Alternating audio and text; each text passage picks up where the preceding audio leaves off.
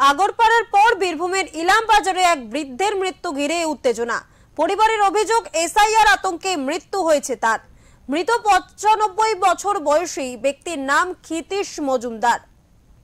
পশ্চিম মেদিনীপুর জেলার কোড়াপাড়া গ্রামের বাসিন্দা ক্ষিতীশ বাবু গত 5-6 মাস ধরে মেয়ে এবং জামাইয়ের সঙ্গে ইলামবাজারের সুভাষপল্লী স্কুল বাগানে বসবাস করছিলেন।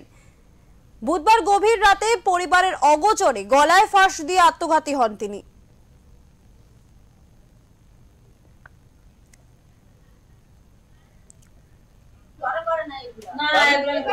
পরিবারের সদস্যের দাবি, কিছুদিন ধরেই ভোটার তালিকা নিয়ে আতঙ্কিত ছিলেন ক্ষিতীশ বাবু।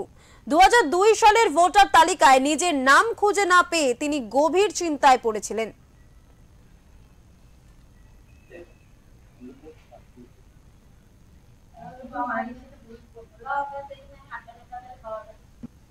কি কারণে করেছে এখন শুনি আর কি, দেশে কি বাড়িয়েছে ওগুলা নিয়ে, তাহলে ওগুলা নিয়ে তাহলে টেনশন ঢুকিয়ে গেছে।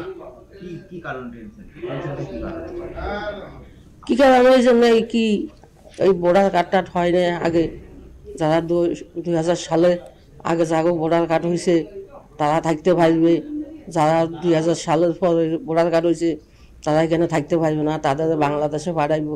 এগুলা শুনছে আর কি, ও বয়স্ক মানুষ এগুলা শুনিয়ে তাহলেই। হ্যাঁ, আগে বাংলাদেশে ছিল, আর বাংলাদেশ তো অনেক কষ্ট করি এখানে এসছে।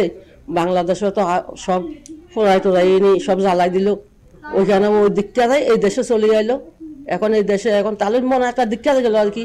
আর ওই দেশ তো না আসলাম, ওই দেশ তো না আসি এখানে আসি শান্তি করতে, এখন এই দেশে আই হয়েছে শান্তি পাই না। এগুলা শুনি এগুলা মনের দিকটাতে গেল আর কি। হ্যাঁ,